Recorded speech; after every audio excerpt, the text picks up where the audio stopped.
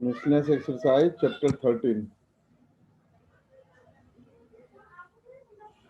If A and B are two events, PA does not equal to 0, find PB by A is subset of B. देखो भाई, पहला है निकालना है आपको PB by A, राइट? तो उसके लिए फॉर्मूला है PB intersection A upon PA, मतलब इंटरसेक्शन तो चाहिए आपको। पहला केस में है A is subset of B। अगर A सबसेट है B का तो इसका मतलब ये हुआ कि A इंटरसेक्शन B क्या होगा? A होगा, ऑब्वियसली। ठीक है,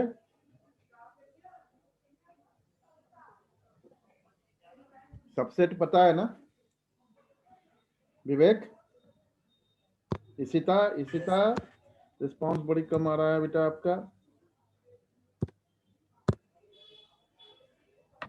A इंटरसेक्शन B A होगा क्योंकि A के सारे एलिमेंट B में हैं। ठीक है, तो रख दो इसमें, तो ये हो जाएगा आपका B by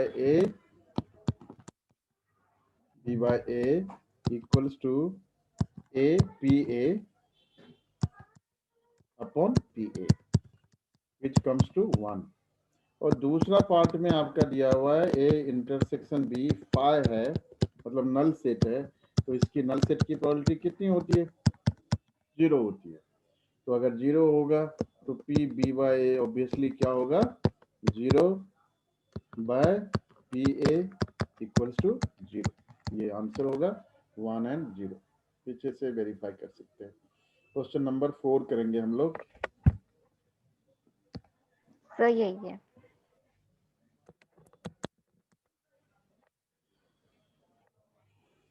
Suppose that 90% of people are right-handed. What is the probability that at most 6 of random sample of 10 people are right-handed? At most 6 out of 10। ये क्वेश्चन नहीं करेंगे, शायद इसमें बर्नौली लगेगा। 10 आउट ऑफ ये तो शायद नहीं है, मेरी टीचर भी कह रही थी आज नहीं है। 6 भी आपका नहीं है। हर्डल रेस, इसमें भी आप बर्नौली यूज करेंगे। ठीक है,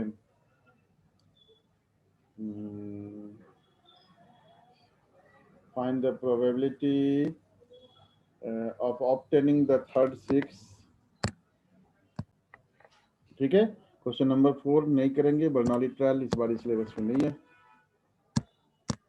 तो क्वेश्चन नंबर 8 करेंगे।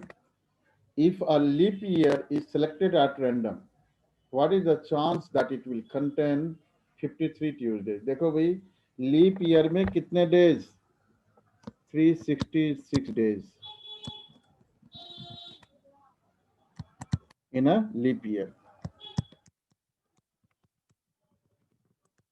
लीप ईयर में 366 डेज होते हैं। That means 52 complete weeks plus 2 odd days।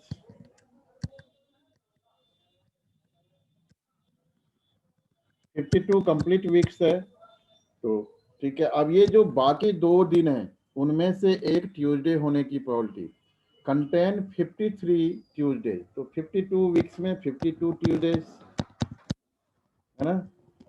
Now 2 odd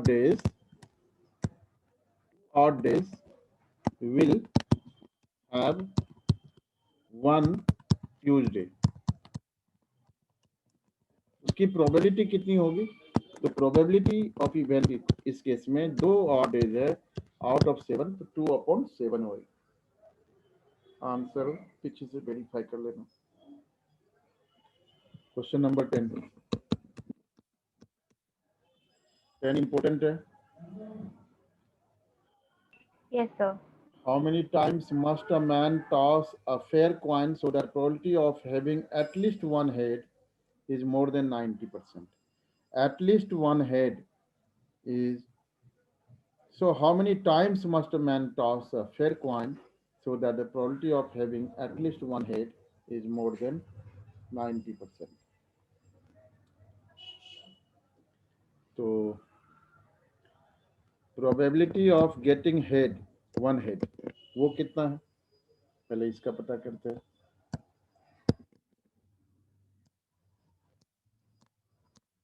Probability of getting one head.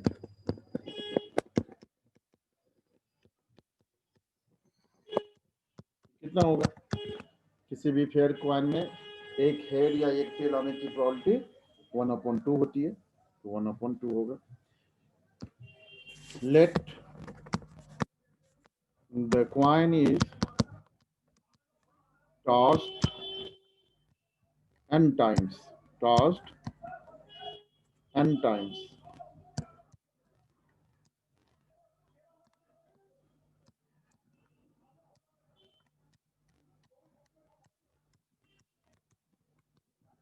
ठीक है? And getting at least one head is more than 90%. So at least one head. Let us find the probability of getting no head. Probability getting no head or zero head.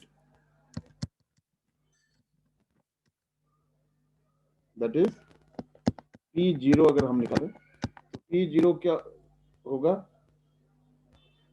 1/2 की power 0. ठीक है.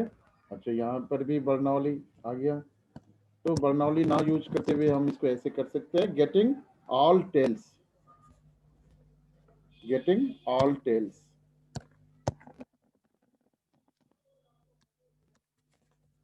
No head, that is probability getting all tails equals to 1/2 to the power n. ठीक है, ये होगा. So we are considering the getting head. Probability of getting head is 90%. So we have 1 minus 1/2 to the power n should be greater than equal to more than 90% है, तो equality sign नहीं लेंगे, सिर्फ greater sign लेंगे. Greater than 90%, which is 9/10. So 1 minus 9/10 is greater than 1/2 to the power n, which comes to 1/10 greater than 1/2 to the power n, which implies 2 to the power n greater than 10. So 4 n equals to 4. 2 to the power 4 is greater than 10. So n की value is 4. Therefore n equals to 4 is the correct answer. Minimum 4 times should be tossed to get more than 90%. Getting head is, the chance of getting head is more than 90% if it is tossed 4 times. तो जब हम 10 और 2/9 को numerator में लाएंगे तब sign reverse हो जाएगा. एक सेकंड, देखो क्या करता है. दिया हुआ है कि a man wins a rupee for 6. अगर 6 आता है 1 रुपी विन करता है. दूसरे नंबर्स आते हैं तो 1 रुपी लूज करता है for any other number. When a fair die is thrown, the man decided to throw a die thrice, but to quit as and when he gets a 6. ठीक है. The man decided to throw a die thrice, but to quit as and when he gets a 6. तो 6 आने की probability कितनी है? Probability of event क्या है? 1/6. 6 नहीं आने की प्रोबेबिलिटी कितनी है? 5/6 है. क्लियर है? ठीक, अब ये है कि the man decided to throw a die thrice but to quit as and when he gets a 6, find the expected value of the amount he wins or loses. ठीक है, एक्सपेक्टेंसी निकालनी है। उससे पहले ये समझना है कि पहली बार थ्रो किया एंड ही विंस, मतलब 6 आ गया, तो उसकी प्रोबेबिलिटी कितनी हो गई? 1/6 हो गई। करेक्ट है?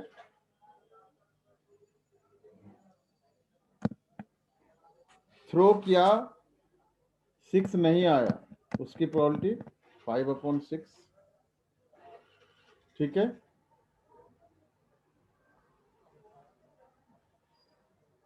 थ्रो किया, सेकेंड टाइम थ्रो किया, 6 आ गया। ठीक है, प्लस कर लो, टोटल प्रोबेबिलिटी निकालनी है आपको, ये नंबर ऑफ केसेस में। दूसरा, फर्स्ट बार थ्रो किया, नहीं आया, सेकंड बार भी नहीं आया, और थर्ड बार आ गया। ठीक है, थर्ड बार आ गया।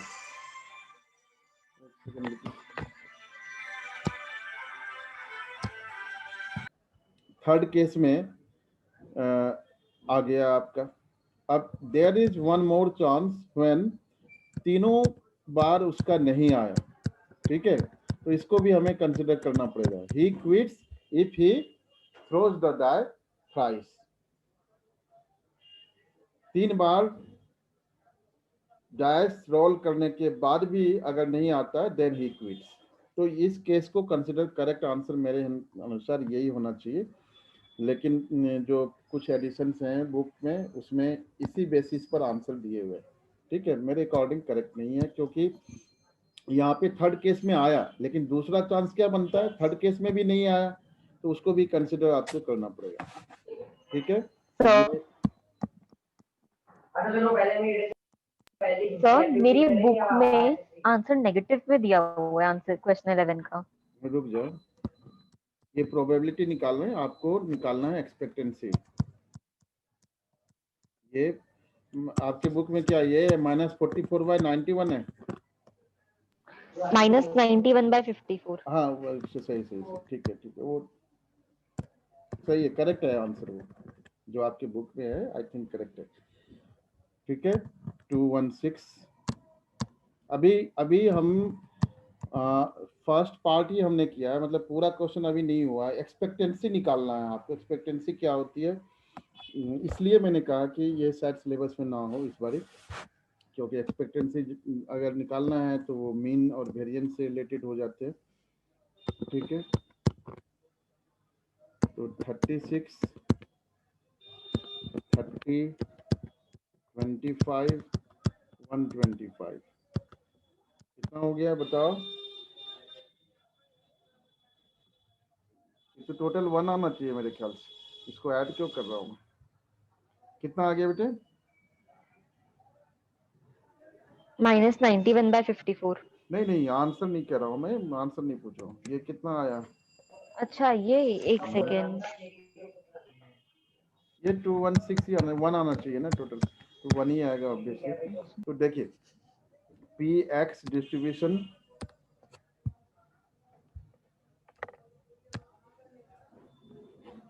जो एक्सपेक्टेंसी होती है वो होती है सिग्मा पी आई एक्स आई। ठीक है, सिग्मा पी आई एक्स आई होती है।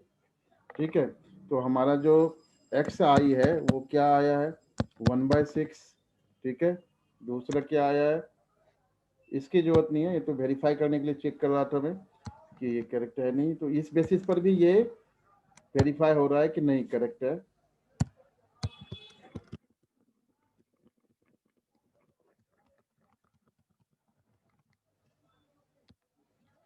1/6, 5/36,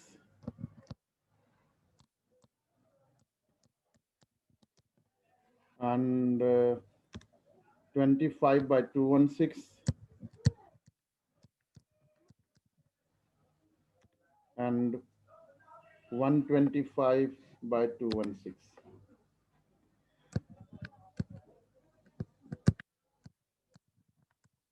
ये आपका प्रोबेबिलिटी हो गया। और डिस्ट्रीब्यूशन क्या है? ही विन्स, पहला उसने थ्रो किया एंड गॉट 6, तो उसमें उसने विन किया कितना? ₹1। सेकंड केस में 0, -1 और +1। थर्ड केस में क्या था आपका? 2 बार नहीं आया तो -2 + 1 -1, ठीक है। एंड थर्ड केस में तीनों बार नहीं आया, तो तीनों बार नहीं आया तो -3, ठीक है। अब आपने ये x जो है ऊपर में लिखना है और इधर px लिखना है। ये x हो गया और इधर px लिखना है आपने। दिस इज 1/6, 5/36, 25/216 एंड 125/216, ठीक है। तो सिग्मा PI जो है वो एक्सपेक्टेंसी होता है, so that is 1 into 1/6 plus 0 into 5/36 plus -1 into 25/216 और -3 into 125/216, ठीक है। तो वैल्यू लिख लिया आप लोगों ने, चेंज करूंगा मैं।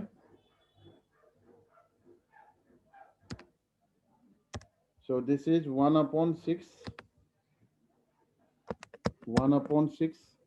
plus 0 minus 25/216 and minus 375/216, ठीक है। LCM 216 36 minus 25 minus 375 कितना हो गया बताओ मेरे को? 400 minus 36 कितना हो गया?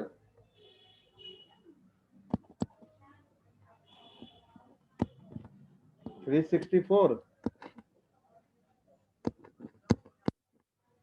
नेगेटिव में। देखो किससे कैंसिल हो सकता है? 4 से तो कैंसिल हो रहा है।